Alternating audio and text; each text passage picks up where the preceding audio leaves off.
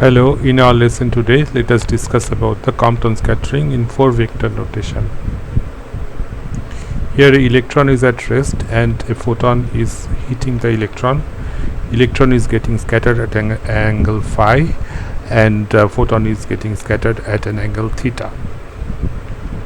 In terms of 4 momenta, we can write 4 momentum of the photon initial plus 4 momentum of the electron initial is equal to 4 momentum of the photon final plus 4 momentum of the electron in the final state. Here the electron is at rest initially, but still we have included the initial 4 momentum of the electron because even though it doesn't have any velocity, it has mass. So that is why we have to include the 4 momentum of the initial electron in this equation. Now here is the experimental setup. Here is the target and here is the source of photons. Then it gets scattered, and here is a detector, and the detector is connected with the laptop. And here we see the intensity of the scattered photon as a function of angle. So we have rearranged here the 4 momentum conservation. These are the initial 4 momentum of photon and electron. This is a final 4 momentum of electron, and 4 momentum of final state photon has been put in the left hand side. Now we can square this. If we square this, then we will get a cross term between gamma I and gamma f. Here there will be 3 cross terms and there will be 3 square terms, and this cross term will be very important because it shows the correlation between the initial and final photon. So that means now it is p gamma I square plus p ei square plus p gamma f square plus 3 cross terms equal to p ef square. But these are 4 momenta, so we need to know how to square this and how to calculate these cross terms. So let us discuss about how to square them, 4 momenta, and how to take the dot product of 4 momenta.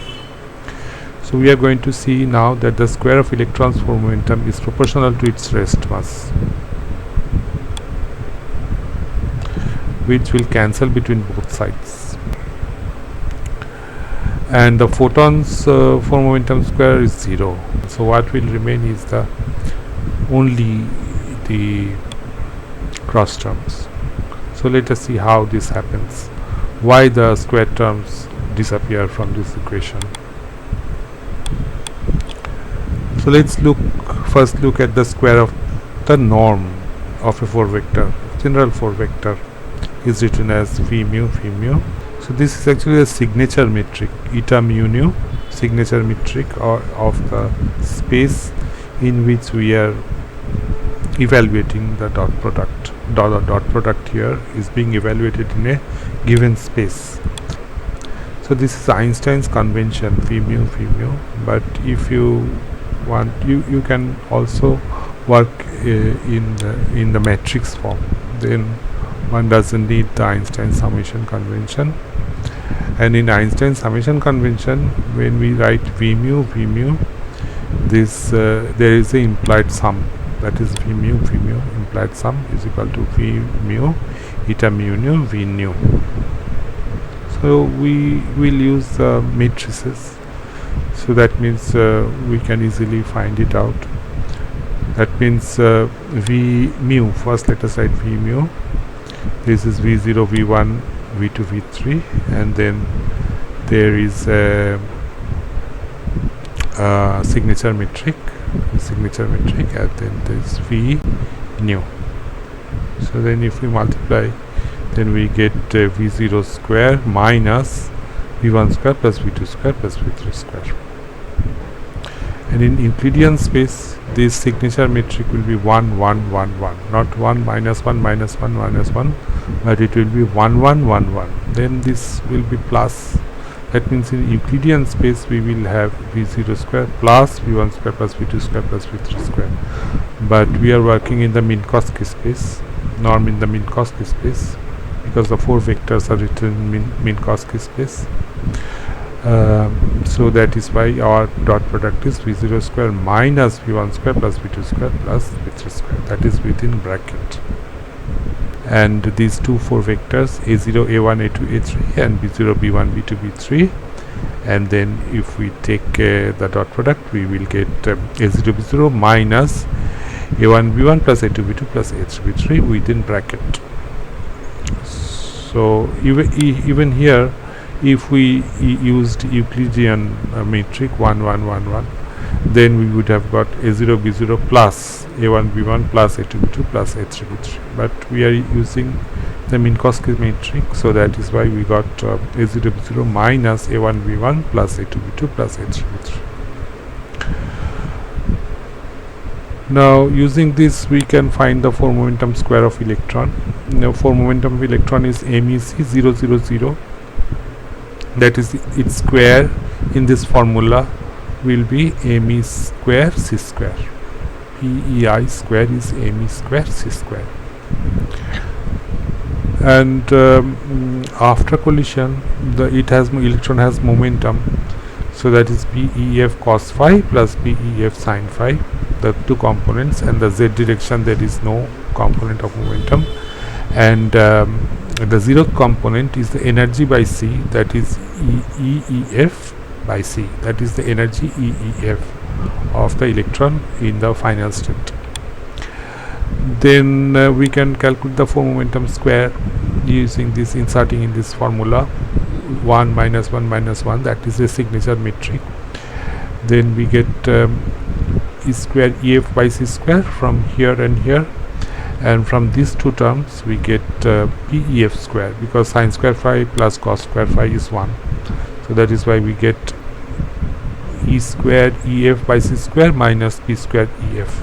And then we have to use the relativistic energy momentum relation, which is E square equal to P square C square plus M0 square C to the power 4 is P square C square plus M square C to the power 4.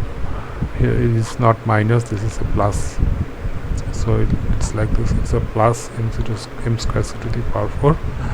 Then you get ME square C square. Now 4 momentum of the incident photon. Incident photon is coming along the x-axis, and its momentum is E gamma I by C, and 0th component is also E gamma I by C. So the 0th component and the first component is same here. So then if we square it, then we get 0, because there is a 1, there is a minus 1, so these two cancel. That means 4 momentum square of photon is 0. Also the 4 momentum square in the final state E gamma F, that is also 0, because the 0th component is E gamma F by C, and the first term will become E gamma F square by C square, and from the second and third term we will also get minus E square gamma F by C square. That means E square gamma F by C square multiplied by 1 minus 1, 1 coming from here, this minus 1 is coming from these 2 terms, minus 1 here, minus 1 here, so that is also 0. So that means the photon's 4 momentum square is 0, both initial and final, and electron's 4 momentum vanishes between the left hand side and right hand side. Now the cross term, this is a very important cross term, P gamma F and P gamma I.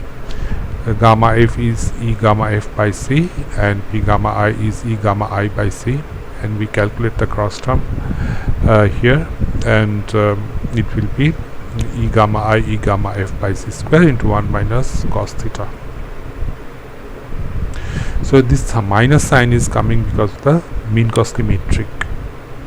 So that means if we can experimentally probe into the this phenomena, then we hope that we can find this minus sign, which is a signature of the Minkowski metric.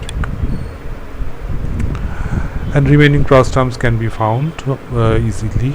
So EI gamma I is ME E gamma I, and gamma F EI is ME E gamma F. Then we have to insert these 3 cross terms, 1, 2 and 3 cross terms. This is a cross term. Here is the equation. So that means this has cancelled with this. This has become 0. This has become 0, and we are inserting this cross terms. So after we insert the cross terms, then we get EI minus EF minus EI EF by MEC square 1 minus cos theta equal to 0. And just one, if we simplify this using E equal to HC by lambda, then we get gamma F minus gamma I minus H by MEC square 1 minus cos theta equal to 0, or this shift in wavelength delta lambda is H by MEC square 1 minus cos theta. So this equation shows that after Compton scattering, photon is redshifted, which mimics the redshift of Doppler effects. So this is a purely quantum effect. This is not Doppler effect, but here is also a shift, which is the final state photon has been redshifted by scattering with the electron. Why this is purely quantum? Because there is a H here. So if there is no quantum, so in a classical phenomena you will not have this H. That means but only in quantum mechanical calculations this shows up. So that is very important, the signature of the quantum phenomena. The maximum energy transfer of electron takes place when a photon is scattered backward, given an angle cos theta equal to -1. So when it is backward scattering, then it is -1. That is the maximum energy shift. And this maximum energy shift is used in gamma ray spectroscopy, spectrum of gamma rays that you observe in a detector. Then it will show a Compton edge, which is a characteristics of the detector that you are using. So that is the Compton edge. And then purely quantum nature, that we have also already seen that H is appearing here, so that means it's a purely quantum phenomena. It does not have a classical analog. And why it is elastic? So here actually there is a in high energy physics and in atomic physics.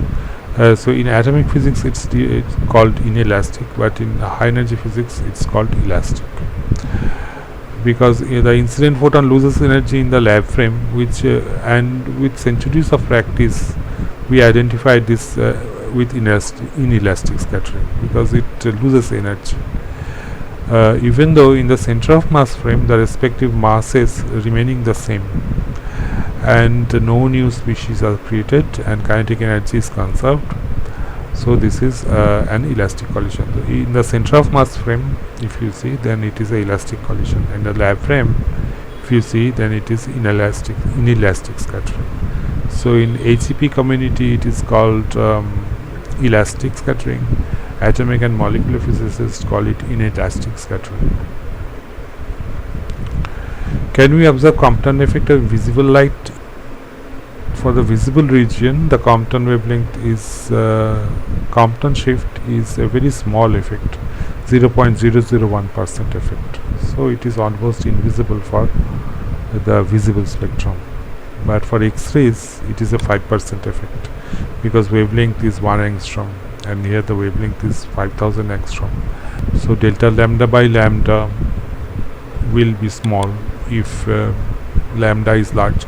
So if delta lambda is 5000, then it is a 0.001% effect, and if lambda is small, then it is a 5% effect, because we are looking at delta lambda by lambda, and so for X-rays lambda is small, so this effect is predominant, and for visible light lambda is about 5000 angstrom, so this is almost invisible. And why two peaks? Because sometimes the incident photon which is coming here, the incident photon will hit an electron in the inner shell, which is tightly bound with the nucleus, and sometimes it will hit an electron which is at outer shell, which is loosely bound with the electron. And when it hits an electron in the inner shell, then the whole atom recoils. But if it hits an electron in the outer shell, then the electron gets separated from the atom. So because of this, there are two peaks. One is a small peak. The small peak from the core electron, and this is a large peak as from scattering from outer shell electrons. And approximate difference between these two peaks gives the shift, the Compton shift. So here are some references. These are old references, 1866, 1905, and this is Compton's paper, 1923, published in Physical Review. So I hope that you have liked this talk, where such a lengthy calculation is done in a few steps using 4 vectors, but we have to know how to take the dot product of 2 4 vectors. And the crucial thing is that there is a signature of the Minkowski metric. There is a minus, and that minus can be probed experimentally also. From this equation, this minus is coming from the signature of the Minkowski metric, this minus. And indeed, in laboratory we see that delta lambda depends obeying this formula, which is signature of the Minkowski metric in 4 dimensions. So this is quite interesting that even in a small tabletop experiment like this, we can probe into the Compton scattering, which has so many new features, because it is a quantum phenomena. It does not have any classical analog, and also it gives an angular relation between the incident and the final photons. So it's very interesting and very important. So I hope that you have enjoyed this talk on Compton scattering, and thank you for watching.